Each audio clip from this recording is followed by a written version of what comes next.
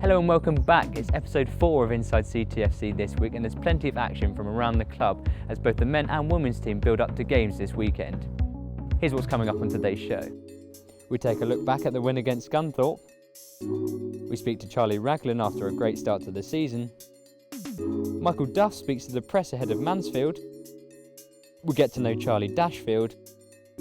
We take a look ahead at the weekend's fixtures in League 2. And we preview the ladies' fixture this weekend against Poole Town.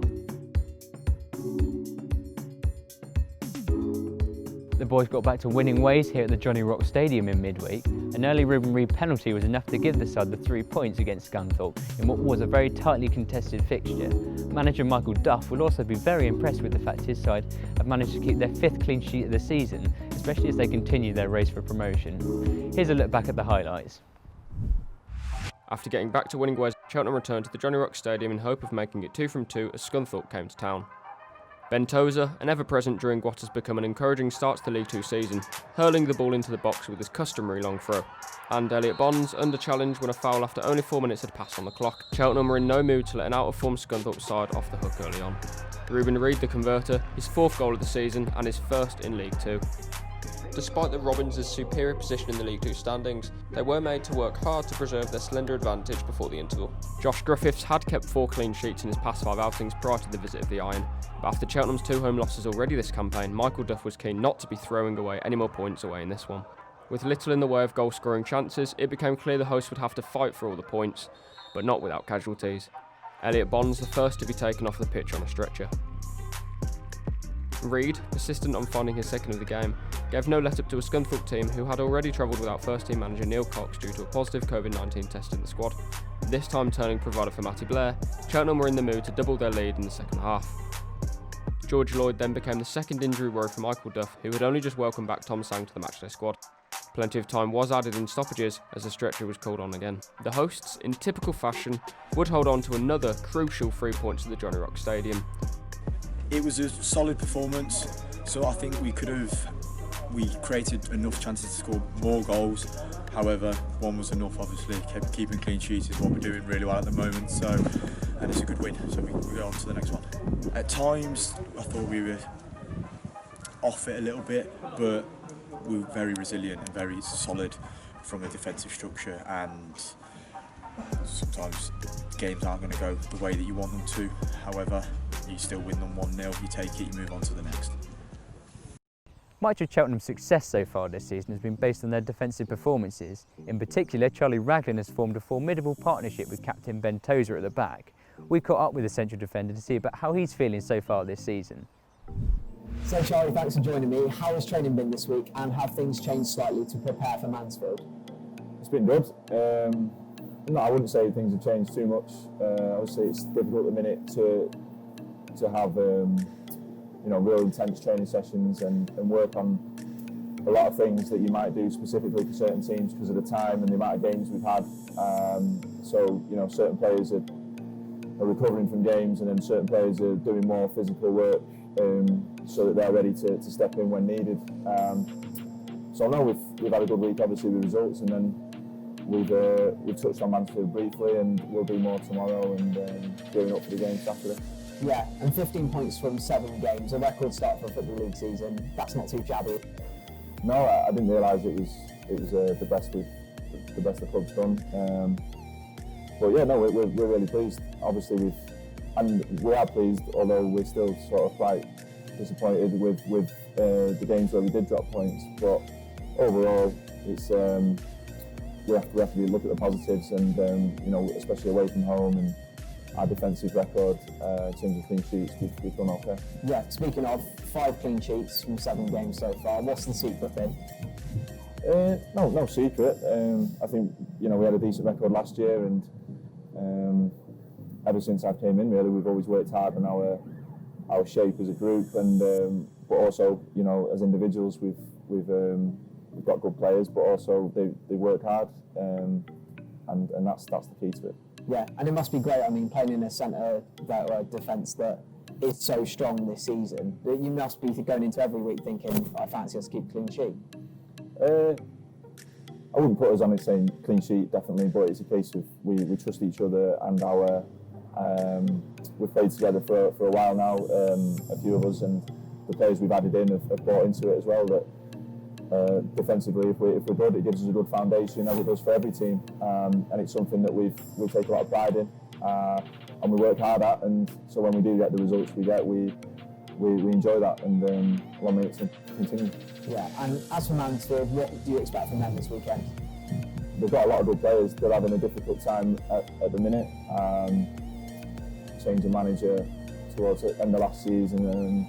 I think they're obviously playing or performing under the sort of expectation that they normally get. So we've got to be wary, because they've got some very good players at the top end of the pitch, especially players who aren't even starting games at the minute. So we're looking forward to it. Obviously, we're confident, but we know that we've got to be at our best to be a strong Mansfield side. Yeah, and they're winless so far this season. Does that almost make them more of a threat going into this, that they're going to be desperate to win this one? Yeah, I don't think we can look too much into it, because, like you said, you look at the team and the players they've got, you're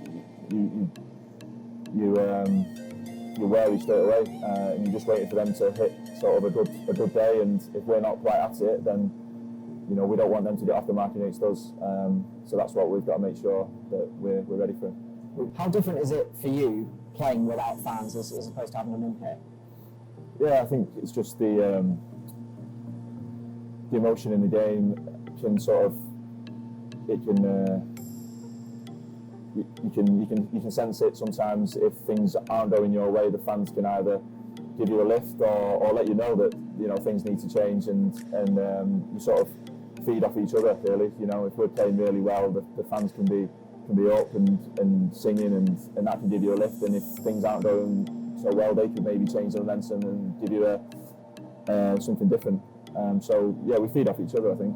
Yeah, well, let's hope they can get back here soon then. Thanks for joining me, Charlie, for this all. Always, thank you.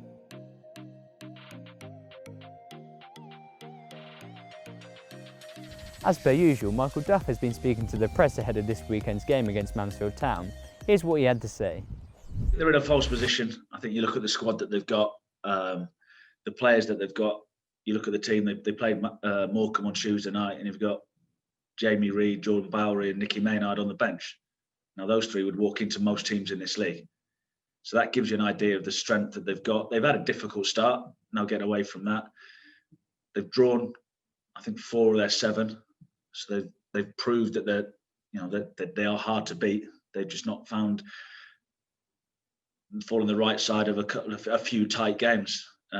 Watching their games, they've had, I think, at the weekend, their chances. Obviously, the goalkeeper's made a mistake, like Josh did last week. So there's not a lot you can do about that. So again, they're going to come here. I would imagine they're going to try and be hard to beat first and foremost.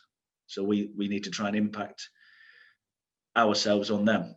They've changed their shape the other day due to, I think it was, I'm not quite sure what the reasons were, but they changed their shape and their personnel. So it's difficult to predict anybody's team at the minute because of the pandemic. Turned up on the game on Tuesday expecting to see Neil Cox and got told it's Russ Wilcox. So we'll be focusing on ourselves and how we can affect the game. And obviously Mansfield, probably underachieved from where they'd want to be last season as well. So, it's a strange one for them. Can that sort of affect a team's mentality? Do you feel of sort of, I suppose, pressure and expectation to do well? I'll be honest, I think the expectation is that they will be up there at the end of the season. That was definitely the expectation at the start of the season. But you look at Bolton was another one. It's not always easy. It's not just as simple as go, well, you're a big club, you've got a decent sized budget and good players.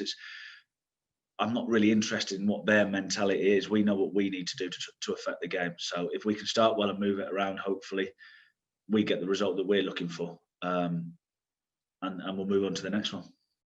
In the new Get to Know segment of this show that we introduced last week, we also said that we wanted to find out more about the under-18 sides. Let's have a look at who we caught up with this week.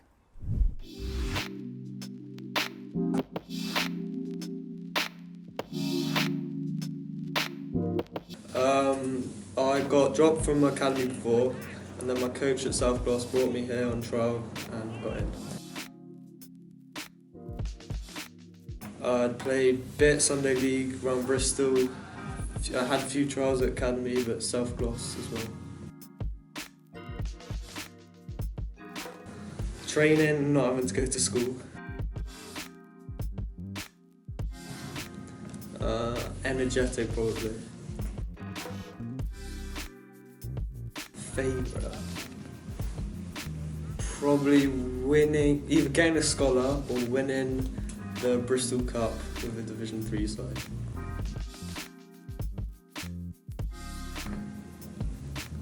Hanno Masengo, he plays for Bristol City.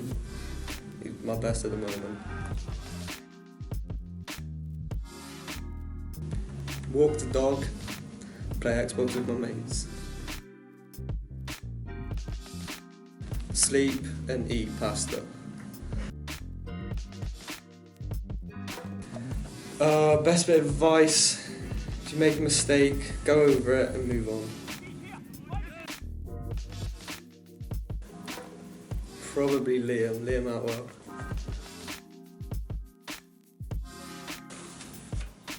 A-levels, some A-levels, don't know what A-levels, but yeah, try that.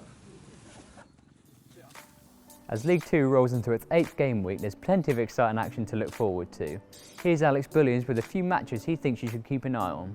Matchday 8 of Sky Bet League 2 was firmly poised after the midweek games, with 6 teams within mathematical reach of the summit. One of those teams is Newport County, whose weekend opponent Bradford stole a point from Walsall thanks to Billy Clark's 76th minute penalty. A mediocre start to the season has left the Bantams in mid-table, but they'll need to up their game for the visit of the high-flying Exiles. The Welsh side are second best to one team though, top of the table Cambridge, whose talisman Paul Mullin has started superbly with 10 goals this campaign, including 7 in his last 3 appearances. A hat-trick of those came in the U's win over Port Vale on Tuesday. They next host struggling Bolton as they look to continue their fine form. And finally, Leyton Orient picked up maximum points at Tranmere last time out thanks to Danny Johnson's second half goal.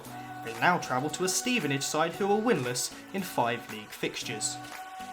After an impressive victory in the Women's FA Cup last weekend, the ladies team are in fine form. Daniel Kahn went to training to see how they're faring. After being interviewed by the one and only Michelle Owen post-Women's FA Cup victory against Brislington Ladies last weekend, we thought it was only right to talk to Sammy Hallsworth. The fullback was part of this week's basketball training session at Tewkesbury School. The main idea of it was to help team bonding and chemistry ahead of the crunch match this weekend in the league against Poole Town Ladies in Dorset. So without no further ado, here is Sammy Hallsworth. How did you get into football and who was your role model growing up? I always wanted to play rugby. My dad didn't want me to play rugby. So he pushed me towards football. And growing up, Alex Scott is definitely one of my idols. I loved her. She was brilliant. What's your job outside football? So I've actually just left my current role. I was working in packaging, but I'm now retraining to become a paramedic. If you had to cook a meal for the team, what would it be and why? Oh, it'd be 3 courses. So I'd go like some sort of soup because they're all quite plain for a starter, then a lasagna and a chocolate brownie and ice cream. Who do you support and what's your favourite memory from that team? I support Liverpool. I've got a lot of favourite memories. It'd be hard to pick one. I just love the club. What was your favourite subject in school? Obviously PE. I loved PE, but also I really enjoyed biology and sciences. What's your favourite Nando's combo? I never go alone, so I always get a sharing platter, the boneless sharing platter, so the butterfly chicken, peri-peri fries, coleslaw, the lot. What spice do you get on your chicken? Medium. Nice and creamy. And second from the last question, who is your favourite artist and what's your favourite song? So 2, I guess. So I love Foo Fighters, but I couldn't pick a favourite. I love it all. Can't pick a favourite. And what's your favourite holiday destination? Tenerife. Love it, it's beautiful. Here at Tewkesbury School, fullback Sammy Hallsworth was the latest player in our new series of features on getting to know the Cheltenham Town Ladies squad for Inside CTFC. Stay tuned to find out who the next player will be. It's been me, Daniel Kahn, reporting from a loud and vibrant Tewkesbury School sports hall. And with that, that's the end to another week's show. Thanks again for watching, and we do really appreciate your support on these shows. If you do have any suggestions for the type of videos that you want to see with players or different people around the club, then feel free to suggest that in the comments. But as always, if you do want to watch or listen to this weekend's game against Mansfield Town, then you can by just buying a £10 match pass on iFollow. But for now, I'll see you next week.